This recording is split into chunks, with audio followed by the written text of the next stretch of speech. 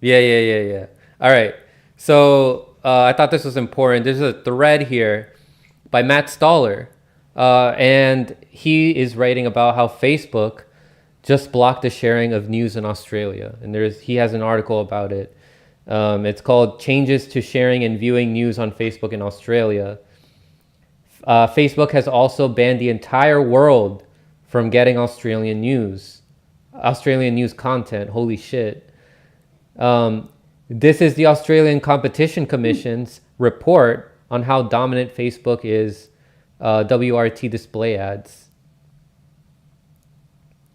Focusing on the Facebook Oversight Board is a shiny object when the real question is Facebook engaging in censorship on behalf of advertising money. All those idiotic, corrupt elites who sit on the board. Facebook just censored Australia, an entire country. Facebook is censoring an entire country. This has been a long time coming. The Australian competition chief, Rod Sims, was one of the most forward-thinking antitrust enforcers in the world. Facebook censoring all of Australia shows why Mark Zuckerberg absolutely needs to be arrested for fraud and price fixing. If you don't apply law and order to the powerful, eventually the powerful begin writing the laws and giving the orders. FYI, then he shares Caitlin Johnstone's tweet in which she says, "This is the notification I get when I try to share one of my own Substack articles in Australia, hashtag Auspol. This post can't be shared," is what the notification that she gets says. Absolutely ridiculous. The social media, these giants, are limiting us from sharing information and trying to inform each other. I'll start with you, Tom. What are your thoughts on this? This is no surprise. And if it's going to cost them money, that's what they're going to do. I don't know who still uses Facebook. I still have an account so I can, see pictures of that my mom posts and things like that. But I don't think I've logged in over a year. But this is no shock. And this happens on a lot of platforms. It's just this particular example is really obvious, right? The platform that we all have things on does the same thing. I made a video a year and a half ago discussing, I did a fact check on a quote from the president at the time about fine people. And I think it was, May of 2019. And you can search for it right now on Google, the exact title of the video, and it does not exist. But on Bing and on DuckDuckGo, it's the number one result. So this doesn't shock me that Facebook is doing this in Australia. I know that something similar might happen. Is it in Poland? I think that they might shut down all sharing of news there as well. Unbelievable. Yeah. But again, I can't get people off Facebook. I wish I could just tell people, if everyone just quit their Facebook, that, this wouldn't be a thing. But what's it like? The majority of people get their news on that site. Yeah. So I don't know. Yeah. I really got nothing. I mean, it doesn't shock me at all. And so all right, for me, it kind of gets back to the whole, what are we doing here? What are we trying to accomplish as a society? Because these social media companies, they've created this thing, and when it started, nobody expected that it would turn into like the major mean of communication and spreading information. Nobody thought that, but that's what it is now. And knowing that's what it is now, that's how most people get their news and information, stuff like that. I feel like it's a very straightforward dilemma that we're faced with. Do you think that billionaires and millionaires should be allowed to arbitrarily decide what we get to talk about and what information we get to see. If you think yes to that, you're fucking crazy. And if you think no, then we need to obviously do something to rein in the powers that these executives have, because it's they aren't even trying to hide it anymore. It's just whatever they don't agree with, whatever they don't like, they will not allow on their platforms anymore. So again, are you comfortable with billionaires shaping the majority of discourse in this country? And it's like the amount of people who just like kind of shrug their shoulders and say it is what it is. It's kind of alarming. Yeah. Because we are like in dystopian future territory. Like that's kind of where we are right now.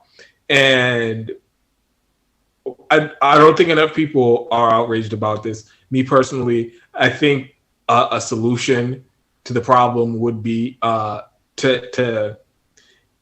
I would prefer to nationalize it. Like I think all utilities should be nationalized, like electricity and your water and things like that. I think that social media companies should be nationalized because so that anybody can get to be a part of the conversation, be a part of the dialogue, and not be arbitrarily just removed from the internet. But even if you don't think we should go as far as nationalizing it, it should not be so easy for them to completely to change, like to have such unilateral control over what people get to see. So whether that means making the algorithms public and making it so that they can't be manipulated, whatever you see is just like how it used to be, like whatever gets posted is in chronological order and that's just how it is. And or whatever it is, like just make it so that they can't manipulate the algorithm for whatever reason. Like there's steps that we can do to make it so it's more free and more open to everybody, and so that it isn't just up to billionaires and millionaires to decide the discourse. There are a lot of steps in between to handle this problem. But it just seems that most people are just like kind of shrugging their shoulders and like, it is what it is. And even though it keeps getting worse and it keeps getting more extreme, it's like there isn't really a big movement to do anything about it. Mm-hmm.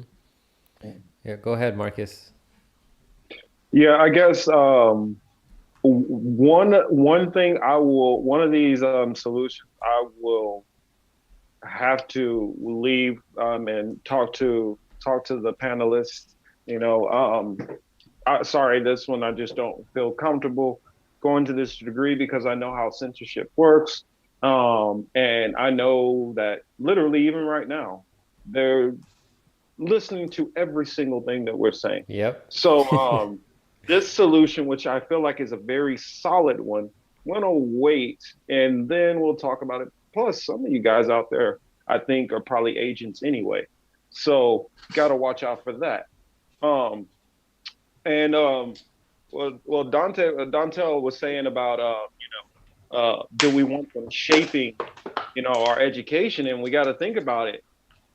Continuing to shape is what I would say, really. Because if we go back to Rockefeller and a mix of Carnegie basically funded 90% of our education system, the early startup. And a lot of the people which they put in charge, through donations or whatever, were the people who have kind of given us the education system we've had up until about the 1970s or 80s.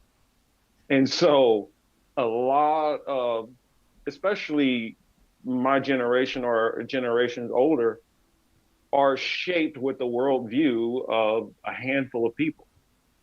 And that's the same thing that these people are like, even the information that they were putting out, they're like, no, even that stuff, we need to ratchet down. Anything more than that, we're going to just keep it framed to these confines here. We don't even want you guys to have because we were talking about, what was that, Clubhouse earlier? Mm-hmm. Clubhouse is just a platform where you get on and just have conversations. And so they're even trying to shut down you having the ability to have conversations with people about whatever you want to have a conversation. I mean, and to them that doesn't even sound like there's anything wrong with it, that they would say that in a statement. The New York Times, or New York Post, I get it mixed up. But with this, and we're talking about, I guess I was a little bit shocked that it happened, as in like right now, but I wasn't shocked that Australia would get banned. A lot of their media actually is conservative. One of their biggest outlets, Sky News, which was started by the Murdoch family, is kind of the equivalent of Fox News over there. So if you could start shutting down conservatives in other countries and then just shut down whole countries, everybody it's kind of like a filler. Okay, we'll test it on this smaller nation. Yeah, they're going to bitch and moan, but let's see who really complains. Nobody really complains, then we can move this on to more nations. I mean, take for instance, because North Korea is already demonized and all the sanctions, it's easy to do that to North Korea already. I would say watch out for a couple of publications and a couple of nations who that might happen to them also. I would say China and definitely Russia. We already see that things are happening in Poland right now. So it'll get to a matter of time before those nations, no content from them either. So if you guys are thinking about what I'm saying, that's RT, possibly being taken out. I also see a possibility where Al Jazeera might be also banned. I see, and then down the road after all that, Press TV, Iranian news. Oh yes. Any nation that is not part of the so-called first world nations, though anybody else outside of that or who's going to be speaking counter to that narrative, because if they can start doing it on that level, then it's going to start cracking all the way down. And so what we have to do is, where they go high tech, maybe go a little low tech. Just whatever they're trying to do, figure out how to do something different and always keep evolving, because they're not going to stop. And one thing I want to say about just real quick is that, what do you think billionaires are going to do if they have, and this is true for social media, but just in general, what do you think they're going to do if you grant them the unilateral ability to control the flow of information? Of course, they're going to use it to further their own agenda. Like, something that I want people to understand is there's always this class 4 going on, and they're aware of it, and they, at every opportunity, they're trying to further their agenda.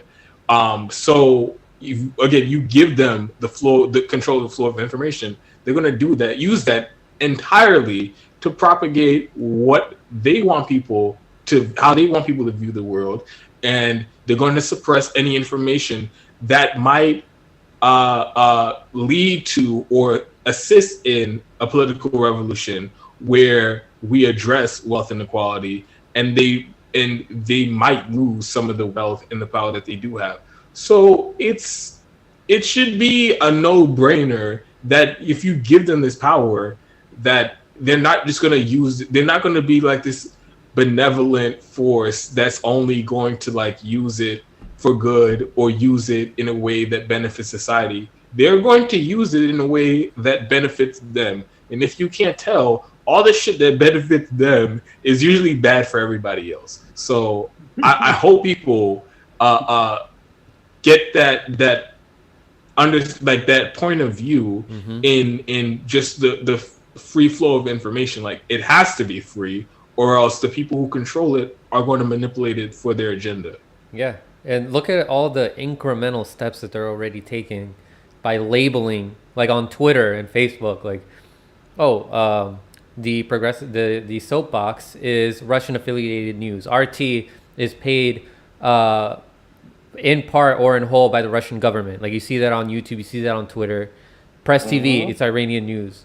They're already taking incremental steps. The next steps are going to be, oh, we can't show you this news at all, right?